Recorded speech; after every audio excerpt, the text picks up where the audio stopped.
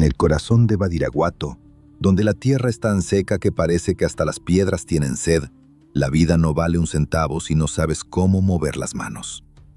Ahí, en un rincón olvidado llamado La Tuna, el tiempo no se mide en horas, sino en cuántas veces ruge el estómago. Joaquín era un chamaco con la mirada de un perro viejo que ya sabe de dónde viene el golpe. En su casa, el aire pesaba. Su viejo, un hombre con las manos curtidas por el sol y el alma agria por el mezcal, no conocía de caricias. Para él, la disciplina no entraba por los oídos, sino por el cuero del cinturón o por el golpe seco que dejaba a uno viendo estrellas antes del atardecer. Joaquín aprendió rápido que el respeto no se pide, se arranca. Su madre, una mujer de fe que le rezaba a santos que parecían no escuchar, era el único refugio entre tanta tormenta. Pero la fe no llenaba el plato de frijoles. A los 6 años, el niño ya caminaba kilómetros bajo un sol que derretía los sesos, cargando cestas de naranjas para venderlas por unos pesos que su padre terminaba quemando en la cantina. Aquellas naranjas eran un símbolo de su miseria. Frutas dulces nacidas de una tierra amarga que solo le ofrecía sudor a cambio de nada. Sin embargo, en las faldas de la Sierra Madre Occidental, el destino tiene otros colores. No todo es el verde de los pinos ni el café de la tierra muerta. Hay un color que brilla más, el verde de las plantas que no se comen, pero que alimentan el bolsillo. El pequeño Joaquín veía pasar las camionetas llenas de hombres que no bajaban la cabeza ante nadie. Hombres que portaban herramientas de hierro en la cintura y que no temían al mañana porque ya eran dueños del hoy. Esos hombres no vendían naranjas. Ellos cultivaban el polvo de estrellas y la hierba del diablo. A los 15 años, el chamaco se cansó de ser el eslabón más débil de la cadena. Se cansó de ver cómo su viejo se gastaba la poca feria que él traía con tanto esfuerzo. Un día, con la voz todavía quebrada por la adolescencia, pero con una firmeza que asustó a su propio progenitor, decidió que no habría más naranjas. Si la tierra quería sangre, él le daría algo mejor: resina. Junto a sus primos, empezó a limpiar un pedazo de monte. No era un trabajo para cualquiera. Había que cuidar las plantas como si fueran hijos, protegerlas de las plagas y, sobre todo, de las miradas de aquellos que vestían uniforme y solo venían a la sierra para cobrar su parte de la torta. En ese entonces, el negocio en Sinaloa era una tradición familiar, algo que se pasaba de mano en mano como una receta de cocina. Joaquín no era el más alto, ni el más fuerte, pero tenía algo que a los demás les faltaba: una calculadora en la cabeza y un hielo en el pecho. Sabía exactamente cuántas plantas se necesitaban para comprar la primera camioneta, cuánta resina debía extraer para que el primer asunto fuera un éxito.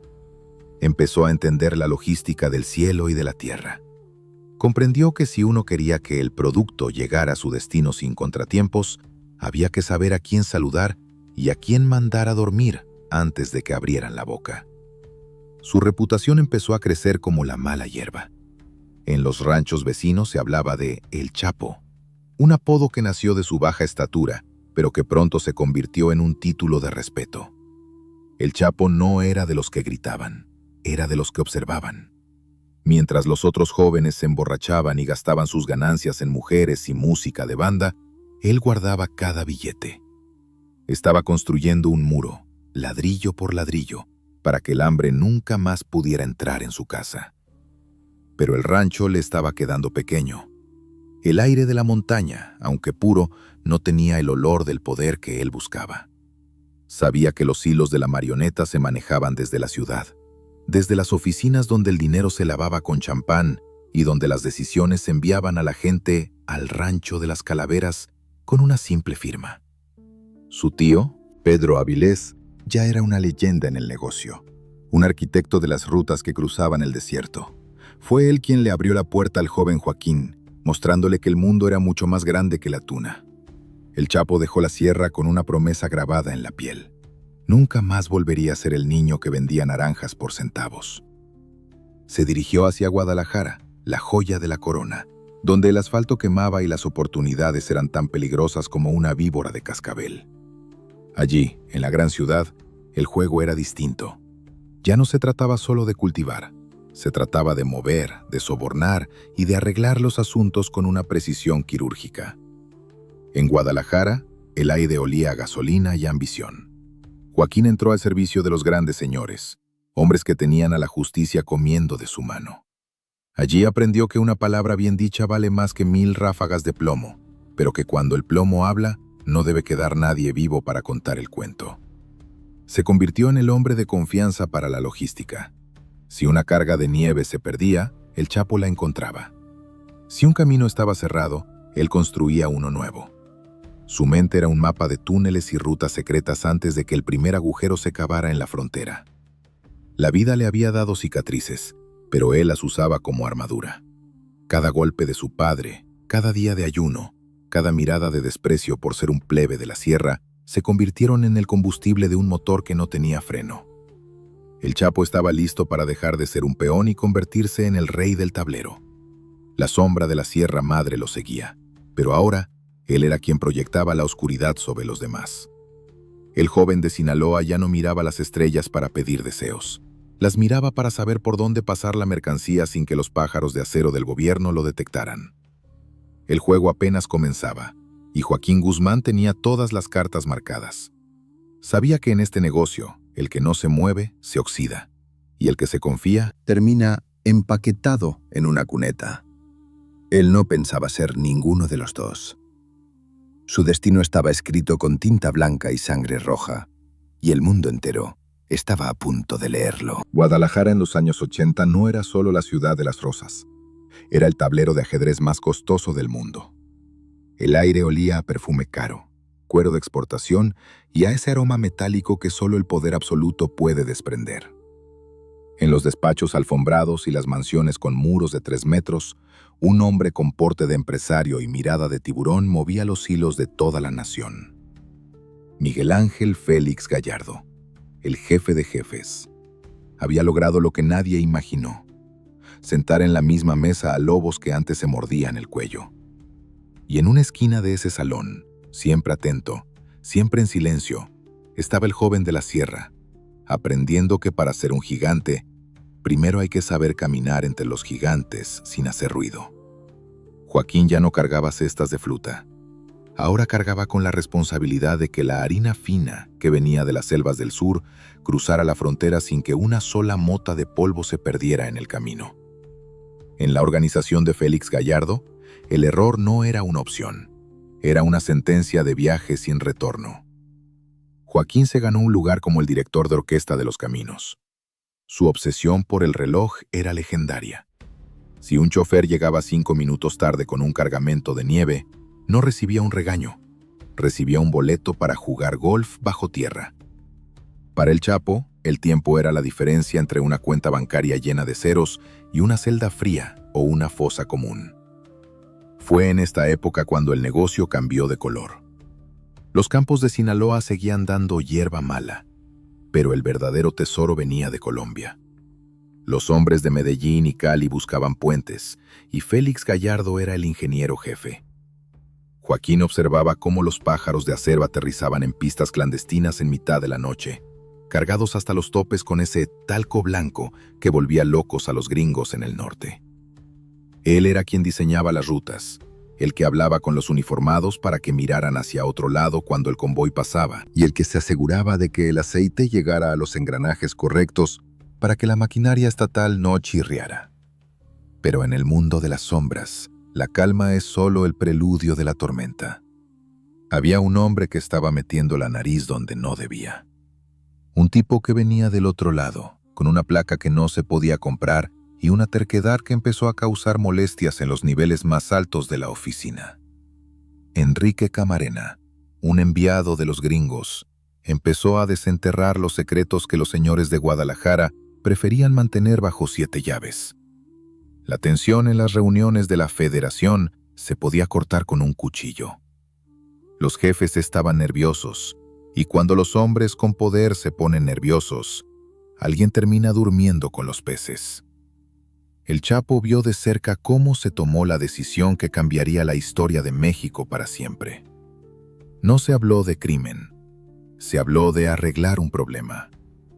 El agente de la placa dorada fue interceptado y llevado a una casa donde el tiempo se detuvo para él. Durante horas, se intentó que soltara la sopa, que dijera cuánto sabían sus jefes allá en el norte.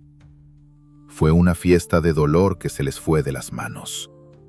Cuando el agente finalmente cerró los ojos para siempre, el silencio que cayó sobre Guadalajara fue más aterrador que cualquier estruendo. Habían cruzado una línea que no tenía vuelta atrás. El tío Sam, herido en su orgullo, desató una cacería de brujas que no respetó ni nombres ni rangos. La presión se volvió insoportable. Los pájaros de hierro del gobierno empezaron a sobrevolar las mansiones con más frecuencia. Las lealtades, antes de acero, empezaron a oxidarse.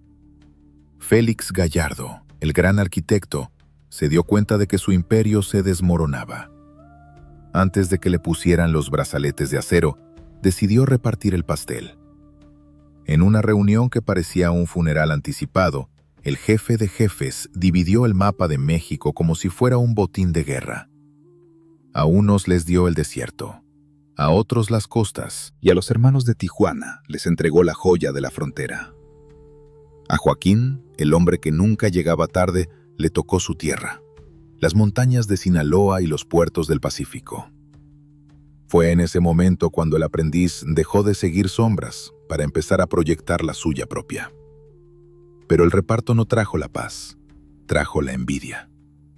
Los hermanos Arellano Félix, elegantes y soberbios, veían al Chapo como un campesino con suerte, alguien que no merecía sentarse en el trono.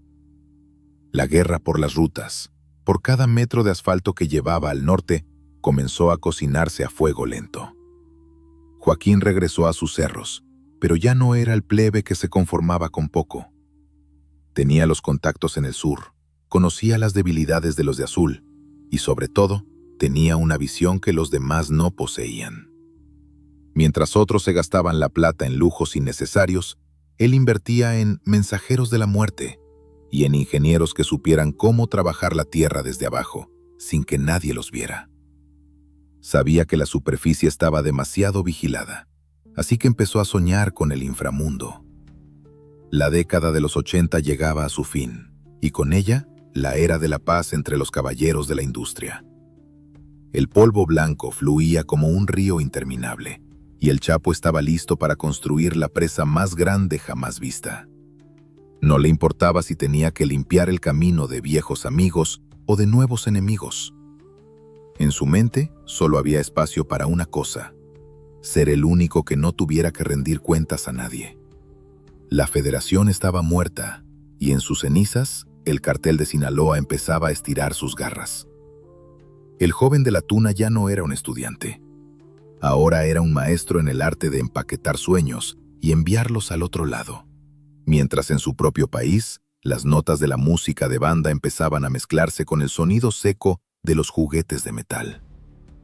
La guerra civil entre los señores de la nieve estaba a punto de estallar, y Joaquín Guzmán tenía la intención de ser el último hombre en pie, aunque tuviera que pavimentar las carreteras con los cuerpos de aquellos que se atrevieran a dudar de su altura. Guadalajara, mayo de 1993. El aire pesaba como si estuviera hecho de plomo derretido. En las calles, el ambiente no era el de una ciudad que se prepara para la primavera, sino el de un cementerio que espera nuevos inquilinos. La tregua que el jefe de jefes había dejado escrita con sangre se había convertido en papel mojado. Por un lado, los hermanos de Tijuana, los juniors, que se creían dueños de la elegancia y de la frontera, miraban con asco al Chapito de la Sierra.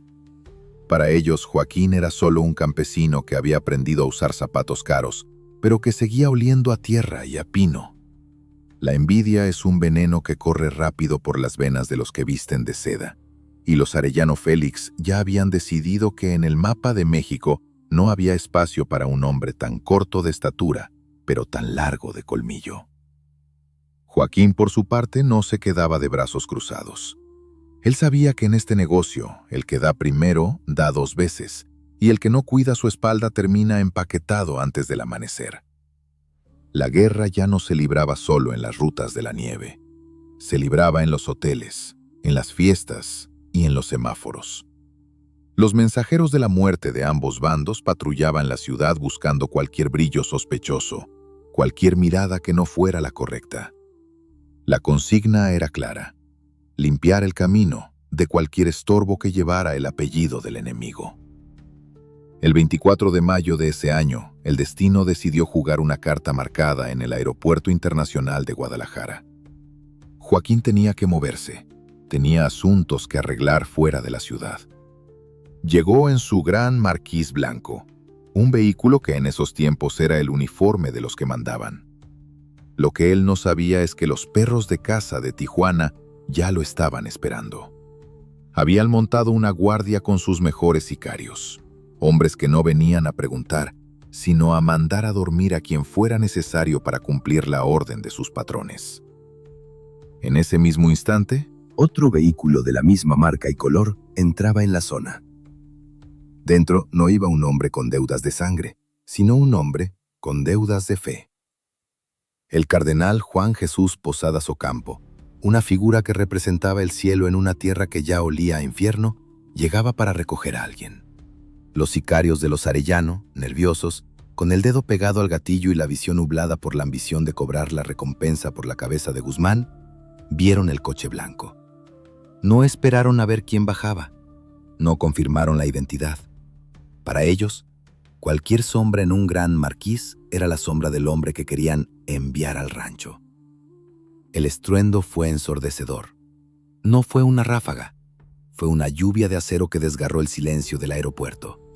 Los cristales estallaron como diamantes rotos y el olor a pólvora se mezcló con el de la gasolina.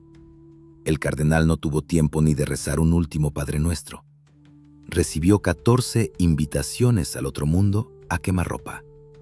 Mientras tanto, en medio del caos, el Chapo, el verdadero objetivo, se movía como un fantasma entre los coches. Con esa suerte que solo tienen los que están marcados por el diablo, logró escabullirse mientras el plomo silbaba a su alrededor. Algunos dicen que corrió entre las balas, otros que se escondió bajo el vientre de los aviones. Lo cierto es que mientras el hombre de Dios caía al suelo, el arquitecto de Sinaloa se desvanecía en la confusión. El país entero entró en shock. Mandar al descanso eterno a un cardenal no era un asunto que se pudiera tapar con billetes. La prensa, el gobierno y el tío Sam rugieron al mismo tiempo. México se convirtió en un avispero. Los de la placa, presionados por el escándalo internacional, necesitaban un culpable, y el nombre de Joaquín Guzmán Loera estaba escrito en todas las pizarras. Ya no era un simple gerente de logística. Ahora era el enemigo público número 1, el hombre que había provocado un sacrilegio en nombre del polvo blanco. Joaquín sabía que Guadalajara ya no era segura. El suelo quemaba y cada sombra parecía un uniforme. Decidió que era hora de un viaje sin retorno temporal hacia el sur. Cruzó la frontera con Guatemala, buscando refugio entre los generales y los hombres de poder de aquel país, a quienes ya había aceitado las manos en otras ocasiones. Pensó que allí, bajo la protección de la selva y el dinero, podría esperar a que la tormenta pasara. Pero en este juego, la lealtad tiene un precio muy volátil. El dinero que antes compraba silencios, ahora servía para comprar traiciones. En Guatemala, el asunto se complicó. Un oficial de alto rango, alguien que había compartido mesa y vino con él, decidió que la recompensa que ofrecían por el sinaloense valía más que cualquier palabra de honor. El 9 de junio de 1993, en un operativo que no tuvo el ruido del aeropuerto pero sí la frialdad de una ejecución, Joaquín fue rodeado. No hubo intercambio de plomo esta vez. El Chapo se vio frente a frente con el final de su libertad de movimiento. Fue entregado como un trofeo a las autoridades mexicanas en un puente fronterizo, bajo una lluvia persistente que parecía querer lavar la sangre de los días anteriores. Lo presentaron ante las cámaras en la prisión de Almoloya. Ahí estaba él, un hombre con una gorra de lana, una chamarra tosca y esa mirada que, a pesar de las esposas, no bajaba la guardia. El mundo pensó que la historia de aquel plebe de Sinaloa terminaba ahí, tras los muros de cemento y las torres de vigilancia. Los políticos se colgaron medallas y los hermanos de Tijuana celebraron con el mejor champán. creyendo que el camino al norte ahora era solo de ellos. Pero se equivocaban. Lo que no entendían es que para un hombre que creció cavando en la tierra para sacar resina, una celda no es un final, sino un lugar para pensar. Joaquín Guzmán no iba a jubilarse en una prisión. Mientras caminaba por los pasillos grises de la cárcel de máxima seguridad, Su mente ya estaba diseñando el siguiente túnel, la siguiente ruta, el siguiente ajuste de cuentas. La leyenda apenas estaba tomando su forma más oscura. El Chapo estaba encerrado, sí, pero el cartel de Sinaloa apenas estaba aprendiendo a hablar a través del silencio de su patrón. La guerra no había terminado, solo había cambiado de escenario, de la luz del sol a la penumbra de las rejas. Puente Grande no era una prisión, era un palacio de cemento, donde el rey seguía vistiendo de mezclilla, pero calzaba botas de seda. Para el mundo exterior, Joaquín Guzmán estaba fuera de circulación, una pieza de caza guardada bajo llave tras muros de 3 metros de espesor y tecnología que, sobre el papel, era inexpugnable. Pero en el mundo de los que saben aceitar las manos, la arquitectura no es de piedra, es de papel moneda. Los pasillos de aquella mole en Jalisco dejaron de oler a desinfectante barato para empezar a oler a loción de diseñador y a comida traída de los mejores restaurantes de la ciudad. Joaquín no estaba cumpliendo una condena. Estaba operando desde una sucursal con seguridad pagada por el Estado. En Puente Libre, como la llamaban los que conocían la verdad en voz baja, la voluntad del hombre de Sinaloa era la ley suprema. Los uniformados, aquellos que debían vigilar que la justicia se cumpliera, se convirtieron en sus mensajeros, en sus protectores y, en muchos casos, en sus meseros. No se trataba solo de plata o plomo. Se trataba de una seducción lenta y letal. El Chapo sabía que todo hombre tiene un precio, y si no lo tiene, tiene un miedo. Él conocía los nombres de las esposas de los guardias, las escuelas donde estudiaban sus hijos y las deudas que les quitaban el sueño. Con una mano entregaba el fajo de billetes que resolvía la vida y con la otra dejaba claro que, si el aceite no funcionaba, siempre había un lugar en el desierto para jugar golf bajo tierra. Las noches en la celda de Joaquín no eran silenciosas. Mientras los otros internos soñaban con la libertad, él la ejercía. Había comunicación directa con la oficina, en el exterior.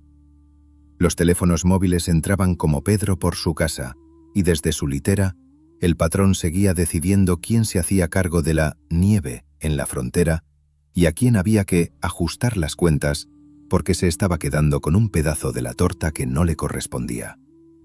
Hubo fiestas, dicen los que sobrevivieron a esa época, donde la música de banda sonaba bajito pero constante y donde las damas de compañía entraban por la puerta principal con la complicidad de los directivos que ya habían vendido su alma al diablo. Sin embargo, en el horizonte de Joaquín apareció una sombra que ni todo el oro del mundo podía disipar fácilmente. El viaje sin retorno al norte helado. Los gringos estaban furiosos. No querían que el hombre que estaba pintando de blanco sus ciudades estuviera en una prisión mexicana que parecía más un club social. La presión por la extradición se volvió un rugido constante. Joaquín sabía que si pisaba suelo estadounidense, las paredes serían de verdad y el silencio sería eterno. No podía permitirse el lujo de cruzar esa frontera con los brazaletes de acero puestos. Tenía que moverse, y tenía que hacerlo con la astucia de un zorro que conoce cada grieta de su madriguera. El plan no nació de la fuerza, sino de la humildad aparente. El hombre que manejaba millones de dólares decidió que su libertad valía el precio de esconderse entre la mugre. Francisco Camberos Rivera, apodado El Chito, un empleado de la limpieza que ya era más un empleado de la nómina de Sinaloa que del gobierno, fue el elegido para la coreografía final. El plan era sencillo, pero requería nervios de acero y un desprecio absoluto por el asco. La noche del 19 de enero de 2001, el aire en Puente Grande estaba cargado de una tensión invisible. Joaquín se despojó de su dignidad de patrón y se hizo pequeño, más pequeño de lo que ya era. Se acurrucó en el fondo de un carrito de lavandería, cubriéndose con sábanas sucias, toallas empapadas de sudor y el olor rancio de la ropa de 1000 hombres que no tenían esperanza. El chito empezó a empujar el carro. El chirrido de las ruedas sobre el suelo de cemento sonaba, para los oídos de Joaquín, como el conteo de una ejecución o el inicio de una nueva vida. Cada retén, cada puerta que se abría y se cerraba con un golpe seco de metal, era un abismo. Los guardias, muchos de los cuales ya sabían lo que iba en el carro, pero preferían mirar las musarañas para no perder la cabeza, literalmente, dejaron pasar el cargamento. No era ropa lo que salía de la prisión. Era la soberanía de un sistema judicial que se desmoronaba ante el peso del dinero. El carrito avanzó por los pasillos, cruzó el estacionamiento y llegó a la zona de carga. Ahí, en la penumbra de una noche que parecía bendecir la huida, Joaquín Guzmán Loera salió de entre los trapos sucios. Respiró el aire frío de la libertad por primera vez en 8 años. El escándalo fue un terremoto que sacudió los cimientos del Palacio Nacional. El hombre más buscado del mundo se les había escapado en un carro de lavandería. O al menos esa fue la versión que vendieron para ocultar la podredumbre total del sistema. Lo cierto es que el Chapo no huyó solo. Lo dejó salir la corrupción que él mismo había cultivado con la paciencia de un agricultor de la sierra. Mientras las sirenas empezaban a sonar y los helicópteros rasgaban el cielo buscando una sombra, Joaquín ya estaba lejos, internándose de nuevo en las montañas que lo vieron nacer. Regresó a su territorio, a los brazos de la Sierra Madre Occidental, donde las nubes se confunden con la tierra y donde cada campesino es un ojo y un oído al servicio del patrón. Su leyenda se disparó. Ya no era solo un jefe de la nieve, era el hombre que se burló de las rejas, el mago que desapareció en medio de la máxima seguridad. El cartel de Sinaloa recibió a su líder con las herramientas de hierro listas y el corazón sediento de recuperar el terreno perdido. Esa noche, en algún rincón oculto de las montañas, Joaquín Guzmán se miró las manos. Ya no olían a jabón de Hería, volvían a oler a poder, a pólvora y a ese polvo blanco que pronto volvería a fluir hacia el norte en cantidades que el mundo nunca había visto. La jaula estaba vacía y el lobo estaba de vuelta en el monte, más hambriento y más sabio que nunca.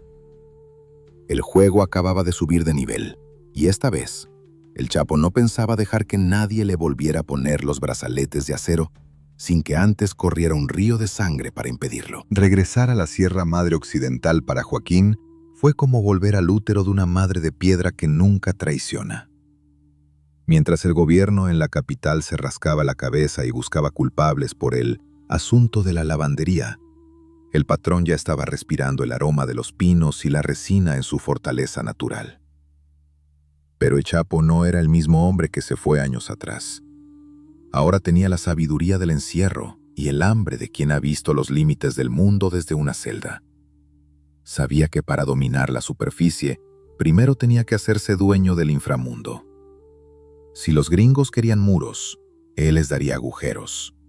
Si ellos ponían ojos en el cielo, él caminaría por las tripas de la tierra. Fue entonces cuando nació la leyenda del arquitecto de los infiernos. Joaquín no se conformó con enviar a un par de muchachos con palas a cavar en la frontera. No, él contrató a ingenieros, expertos en geología y maestros de obra que sabían cómo tratar con el terreno traicionero del desierto. En los alrededores de Agua Prieta y en los límites con Arizona, comenzó una obra de ingeniería que dejaría a los expertos del norte con la boca abierta. No eran simples hoyos, eran venas tecnológicas por donde la nieve corría con más libertad que el agua en un manantial. Imagínate un pasadizo a 10 metros de profundidad, con paredes reforzadas para que la tierra no se tragara los secretos, sistemas de ventilación para que los mensajeros no se asfixiaran, y rieles por donde pequeños vagones cargados de sueños blancos rodaban sin descanso. Era una logística de primer mundo dedicada a burlar la vigilancia del tío Sam. Mientras los agentes de la placa dorada miraban por sus binoculares las cercas de metal, por debajo de sus pies pasaban toneladas de polvo de estrellas que terminarían en las narices de las grandes ciudades del norte. El Chapo había convertido la frontera en un colador, y cada gramo que cruzaba era un ladrillo más en su trono de oro y plomo. Pero un imperio no se sostiene solo con cemento y mercancía. Joaquín entendió mejor que nadie que para que la ley no te alcance, el pueblo debe ser tu escudo.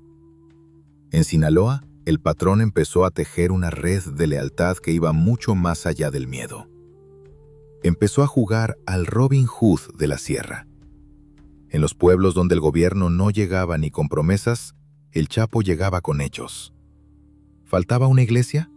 Él mandaba a los albañiles y pagaba el mármol más caro. ¿Una escuela tenía el techo caído? Él enviaba los materiales y los pupitres. ¿Una madre no tenía cómo mandar a dormir el hambre de sus hijos? Aparecía un sobre con feria suficiente para un año. El dinero, lavado de las manchas de la guerra, se convertía en puentes, clínicas y fiestas patronales donde la música de banda no paraba en 3 días. Para los campesinos, Joaquín no era un generador de tormentas. Era el señor que les daba trabajo, el que les pagaba mejor que cualquier empresa legítima y el que los respetaba.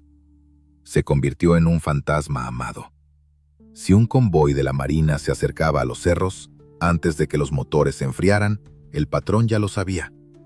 Cada niño con un radio, cada anciano sentado en el porche, cada pastor de cabras era un ojo al servicio de Sinaloa. La lealtad en la sierra se compraba con plata, pero se sellaba con gratitud. Y esa es una protección que ningún chaleco antibalas puede igualar. Sin embargo, no todo era filantropía y túneles.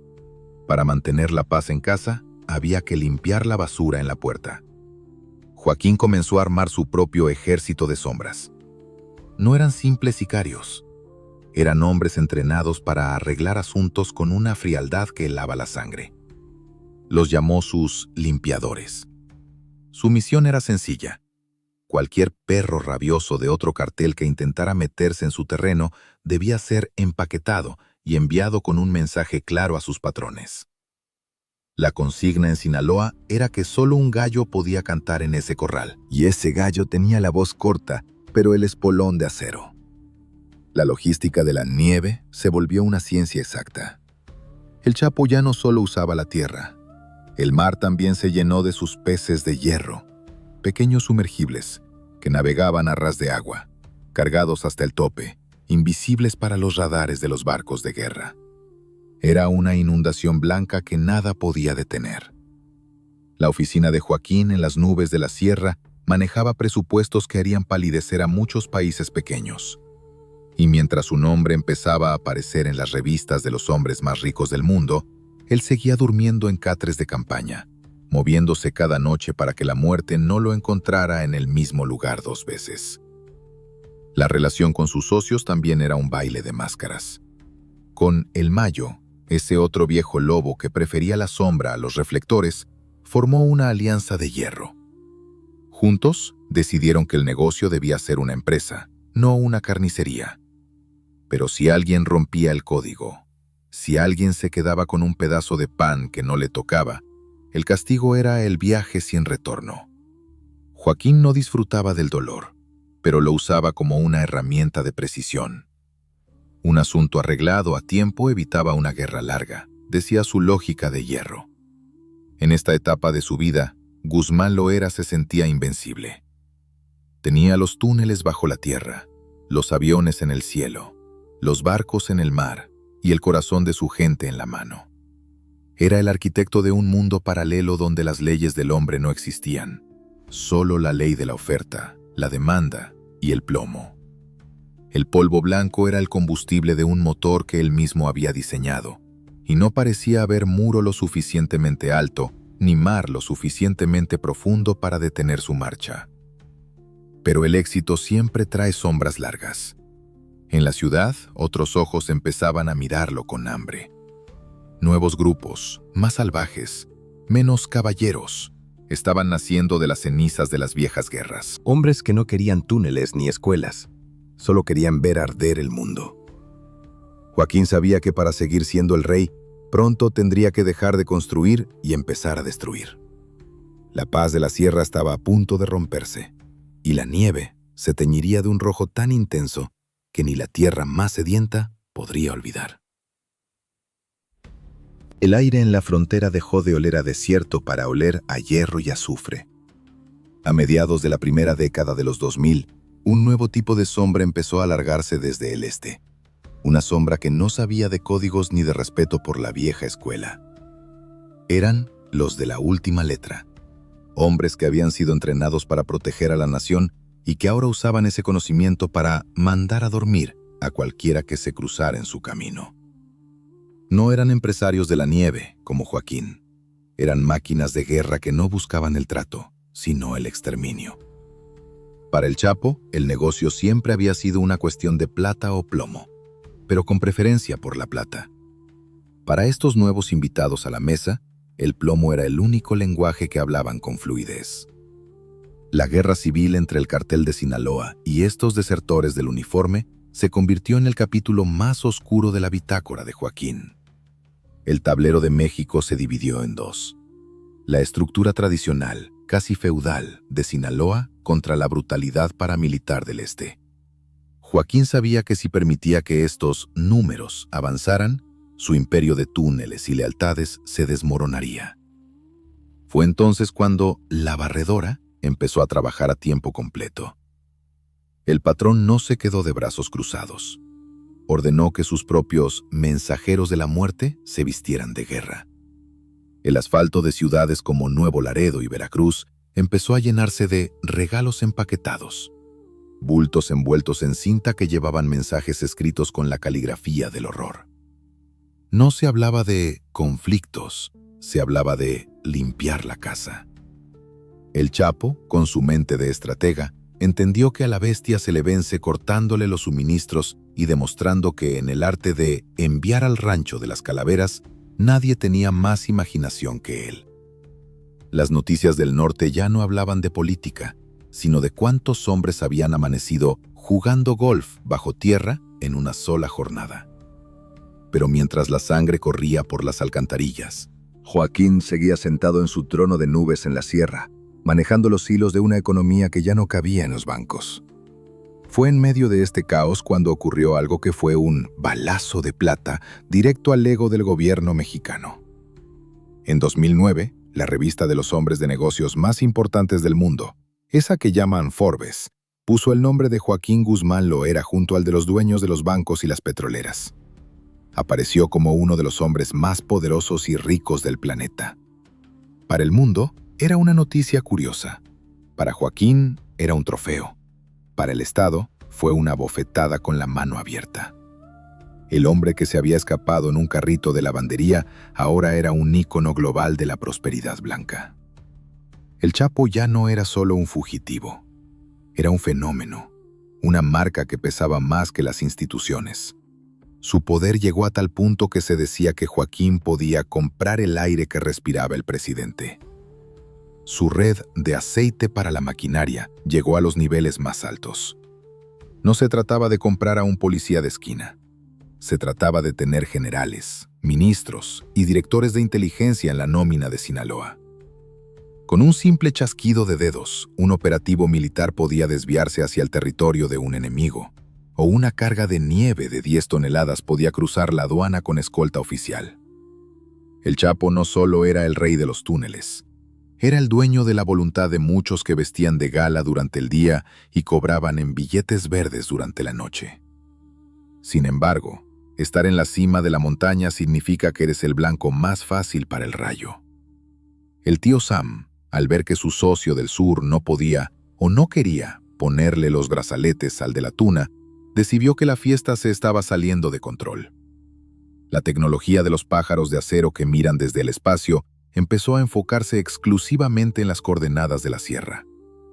Joaquín, a pesar de su poder, empezó a vivir como un animal acosado. Ya no podía quedarse en sus mansiones de mármol. Tenía que volver a las cuevas, a los ranchos humildes, a dormir con la herramienta de hierro bajo la almohada y un ojo abierto. La guerra contra la última letra se volvió un desgaste interminable. Aunque Joaquín ganaba terreno en lo económico, el costo en hombres y en visibilidad era demasiado alto.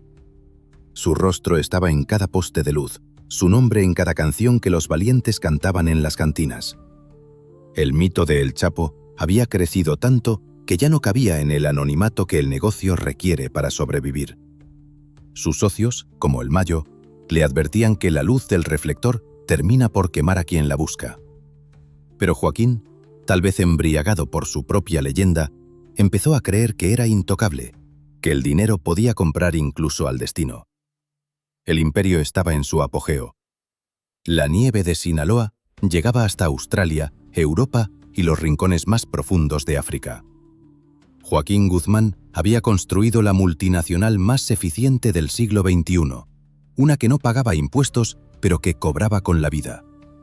Pero en los pasillos de las agencias del norte se estaba cocinando un plan que no se basaba en la fuerza, sino en la traición y en los oídos electrónicos. El hombre que había hecho de la Tierra su mejor aliado no sabía que el peligro ya no venía por los caminos, sino por las ondas de radio y los cables invisibles que conectaban su mundo con el de afuera. La parte más alta del trono es también la más resbaladiza. Joaquín seguía ordenando arreglar asuntos con la calma de un director de orquesta, sin saber que el escenario se estaba llenando de actores que ya no seguían su guión. La guerra con los del Este lo había dejado exhausto, y aunque el mundo lo veía como el titán de Forbes, en la soledad de la sierra, el arquitecto de los infiernos empezaba a sentir el frío de la sospecha.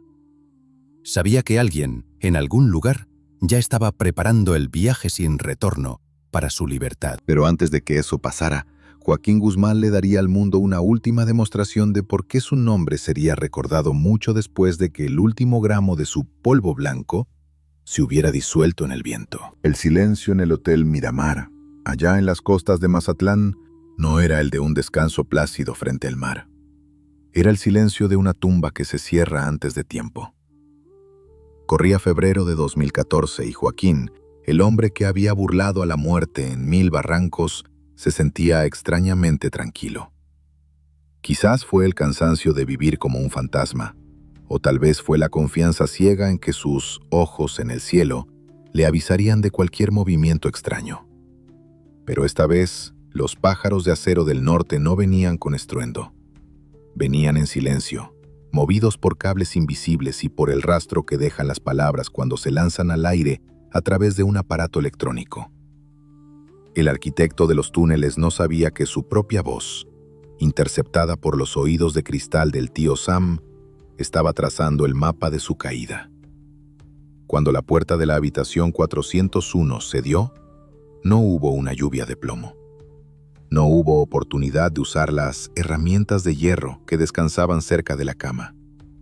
Joaquín se vio rodeado por hombres que no venían a negociar, sino a cobrar una deuda histórica. Frente a sus hijas y su mujer, el hombre que hacía temblar a los generales fue reducido a una sombra pequeña contra la pared. Los de la placa dorada y los uniformados de marina le pusieron los brazaletes de acero, y por un momento, el mundo pareció detenerse. Las fotos dieron la vuelta al globo. El gran patrón, el hombre de Forbes, lucía un bigote cano y una mirada de derrota que nadie había visto antes. Lo llevaron de regreso a la jaula, a Altiplano, la fortaleza que decían que era el fin del camino para cualquiera que se atreviera a desafiar al Estado. Pero Joaquín Guzmán no es un hombre que sepa conjugar el verbo rendirse.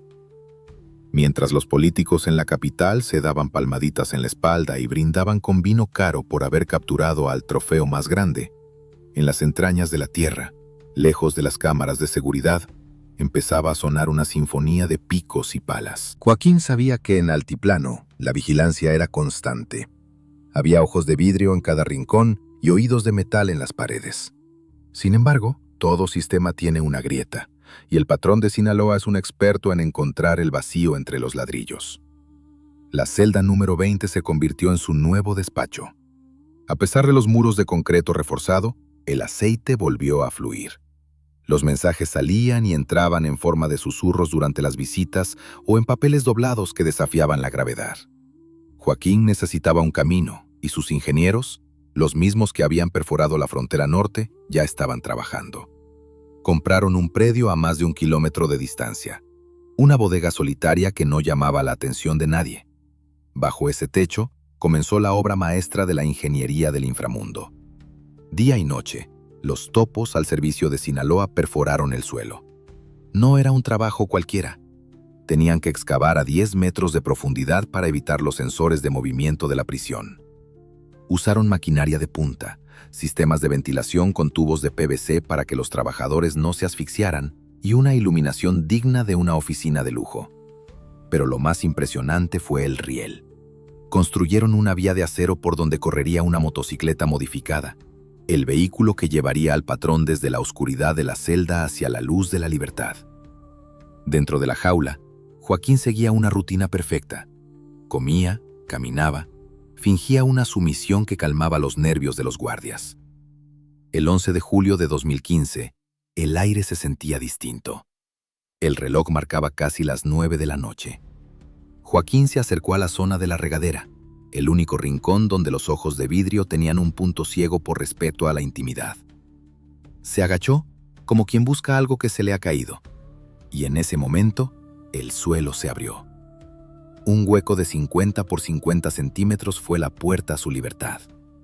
El descenso fue rápido. Al llegar al fondo, Lo esperaba la motocicleta y el aire fresco que soplaba desde el exterior.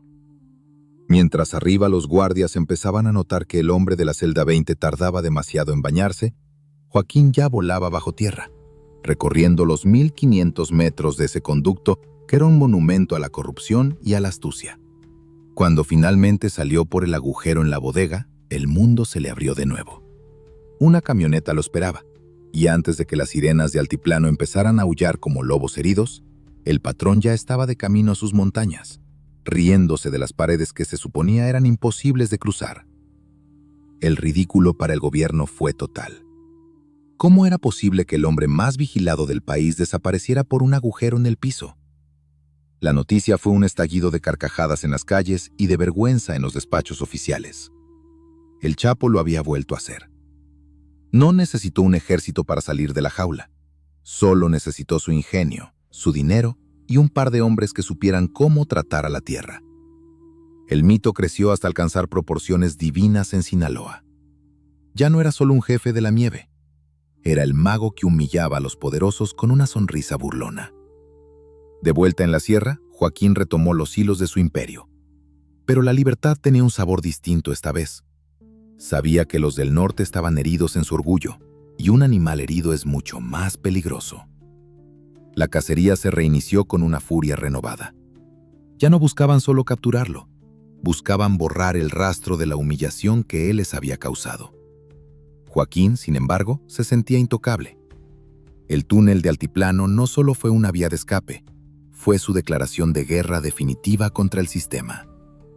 El arquitecto de las sombras había regresado a su hogar, pero el mundo exterior ya no era el mismo. La tecnología avanzaba y las traiciones empezaban a olerse en el aire rancio de las reuniones clandestinas. Joaquín Guzmán Loera estaba de nuevo en la cima, pero los vientos que soplaban desde el norte traían consigo una tormenta que ni el túnel más profundo podría evitar. El gran ridículo del acero había quedado marcado en la historia, pero el precio de esa burla sería más alto de lo que el patrón jamás pudo imaginar. El poder es una droga más fuerte que cualquier polvo blanco que Joaquín hubiera enviado jamás al norte. Cuando un hombre se vuelve dueño de las montañas, de los túneles y de las voluntades de miles, empieza a creer que la realidad es algo que él mismo puede escribir como si fuera un guión. Joaquín, el niño que no tenía zapatos en la tuna, ahora quería lo único que el dinero no puede comprar en el anonimato de la sierra: la inmortalidad en el celuloide. No le bastaba con que los músicos le compusieran corridos. Quería que el mundo entero viera su reflejo en la gran pantalla, que su historia fuera contada por las estrellas que brillan en Hollywood. Y fue precisamente ese reflejo, esa sed de ser visto, lo que empezó a cavar la fosa de su libertad definitiva. En la soledad de sus escondites, Joaquín empezó a soñar con una película. Para eso puso sus ojos en una dama de la pantalla, una mujer que en la ficción jugaba a ser la dueña de la nieve y que en la vida real le había enviado mensajes que le tocaron el orgullo al patrón. Joaquín, que había burlado a los satélites más avanzados, bajó la guardia por un rostro hermoso y el deseo de gloria. Empezó un intercambio de mensajes que volaban por el aire, invisibles pero cargados de un peligro que sus consejeros más viejos, como el Mayo, seguramente habrían desaprobado. El hombre que sabía esconder toneladas de mercancía en latas de chiles no supo esconder su admiración por la actriz. El encuentro se pactó en lo profundo de su fortaleza verde. Hasta allá llegaron ella y un gringo del cine, un hombre que buscaba una historia que le diera el respeto de los cronistas. Joaquín los recibió con el pecho inflado, rodeado de sus muchachos armados hasta los dientes, pero con la sonrisa de quien se siente un anfitrión de lujo. Les sirvió tequila, les habló de sus rutas, de cómo empezó con las naranjas y de cómo se convirtió en el arquitecto de los túneles. No se dio cuenta de que cada palabra, cada risa compartida, era una señal de humo que los pájaros de acero del norte estaban rastreando con una precisión quirúrgica. El rastro de los actores fue el hilo de Ariadna que llevó a los cazadores directo al corazón del laberinto del Minotauro. La presión empezó a asfixiarlo. Los operativos se volvieron constantes. Ya no eran simples revisiones. Eran tormentas de acero que caían sobre los ranchos donde él acababa de dormir. Joaquín tuvo que bajar de las nubes de la sierra y buscar refugio en la ciudad, en los mochis, pensando que el asfalto y el ruido de la gente lo esconderían mejor que los pinos. Se instaló en una casa que, fiel a su estilo, tenía un secreto bajo la alfombra, un sistema de túneles conectado al drenaje de la ciudad. Era su póliza de seguro, el último truco de magia del gran escapista. Pero la madrugada del 8 de enero de 2016, el destino decidió que ya no habría más trucos. Los hombres de negro, la élite de la marina, rodearon la casa. El estruendo comenzó antes de que el sol pudiera asomarse. No fue una charla, fue un baile de plomo ensordecedor que duró horas. Los juguetes de hierro de los escoltas de Joaquín escupieron fuego contra la tecnología de punta de los uniformados. Paredes que estallaban, granadas que hacían temblar el suelo y el olor a pólvora que inundaba cada habitación. Joaquín, viendo que sus protectores estaban siendo mandados a dormir uno por uno, decidió usar su salida secreta. Se sumergió en las venas de la ciudad, los túneles del drenaje. Caminó entre la inmundicia, bajo las calles donde la gente común empezaba su día sin saber que el rey de la nieve iba gateando bajo sus pies. Pero esta vez, el laberinto no tenía salida. Los cazadores ya habían previsto que el topo buscaría la tierra. Cuando Joaquín y su mano derecha salieron por una alcantarilla, ya no estaban en la sierra. Estaban en una calle polvorienta, sucios, cansados y con la mirada de quien sabe que el juego ha terminado. Intentaron robar un coche, intentaron una última huida. Pero los brazaletes de acero finalmente se cerraron sobre sus muñecas en la habitación de un hotel de paso. La imagen que recorrió el mundo fue el epitafio de su gloria. Joaquín Guzmán Loera, con una camiseta de tirante sucia, el rostro manchado de hollín y una mirada perdida, sentado frente a un póster de una mujer en una habitación barata. El patrón de patrones, el hombre de Forbes, lucía como un vencido.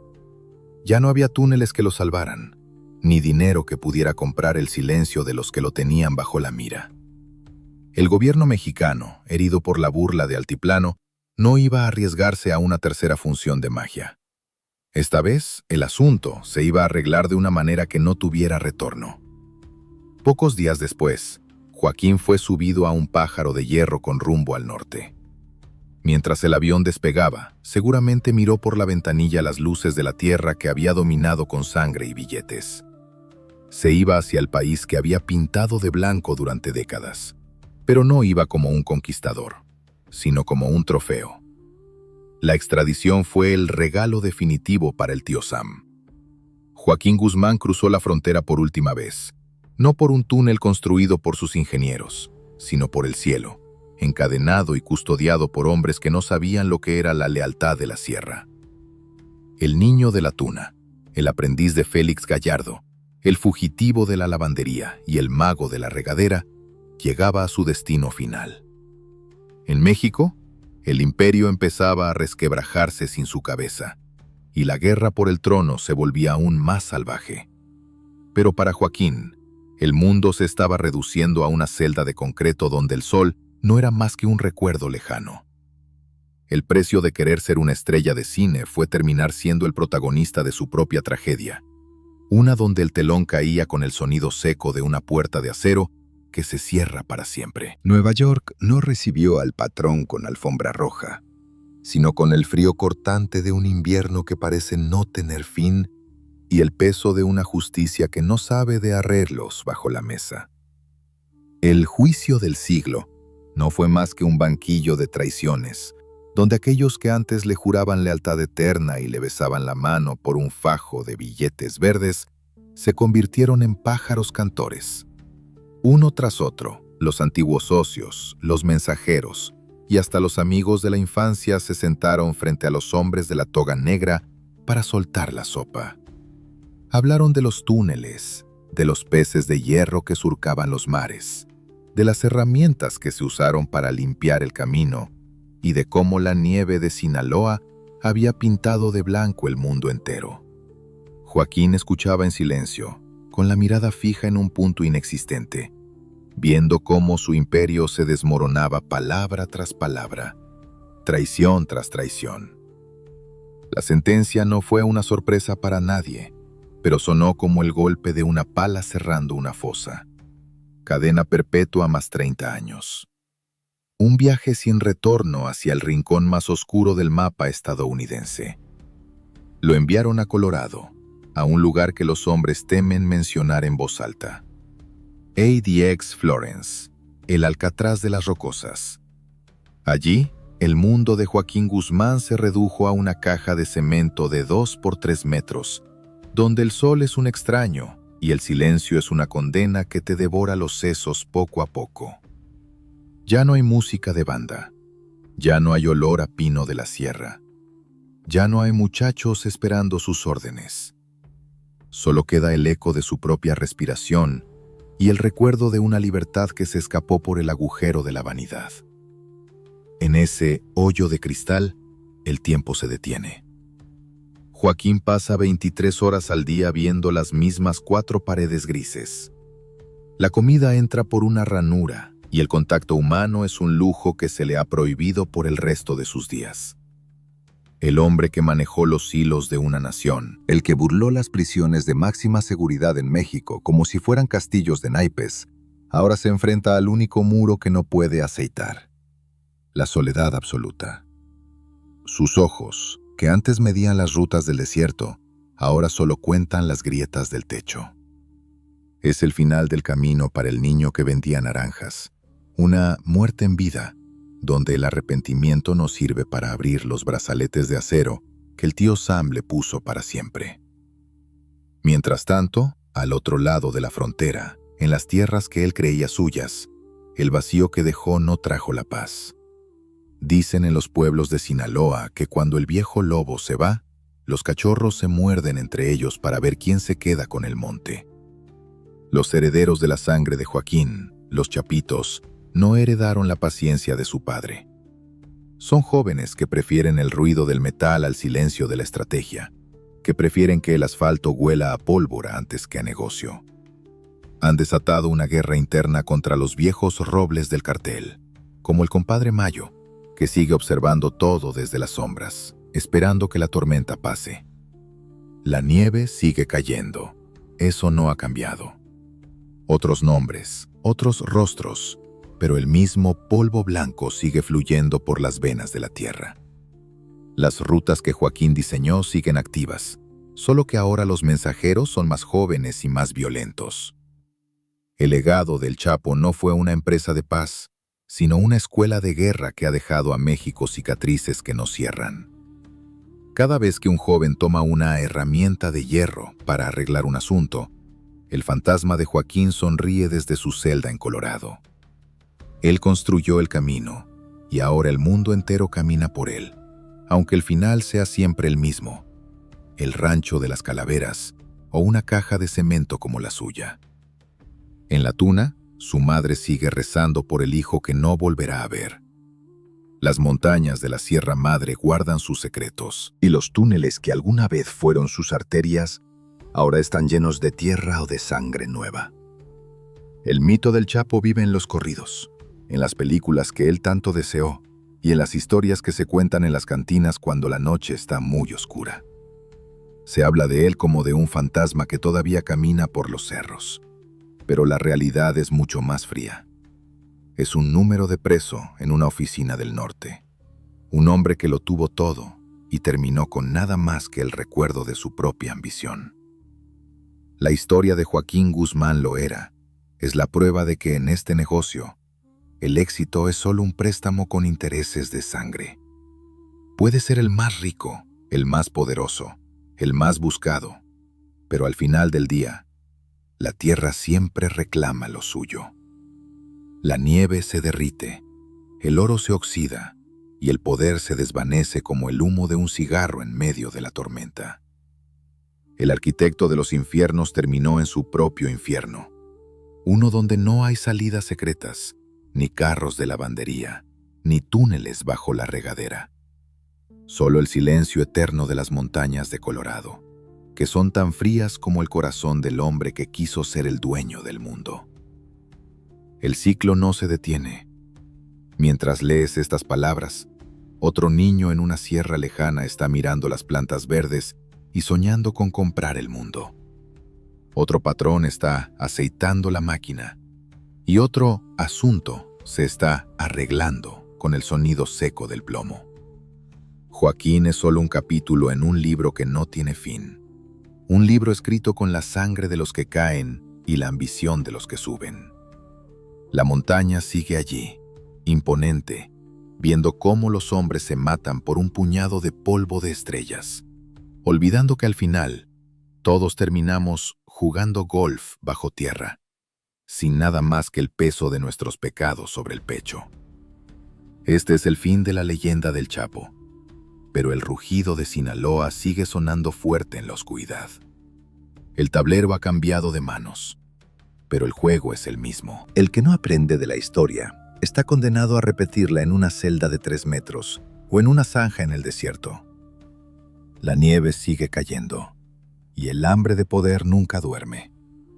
Si quieres saber cómo otros hombres convirtieron sus nombres en sinónimo de terror y gloria en las tierras de la nieve y el plomo, suscríbete al canal ahora mismo y déjanos un comentario con el nombre del patrón que te gustaría ver en la próxima entrega. La historia de las sombras apenas comienza.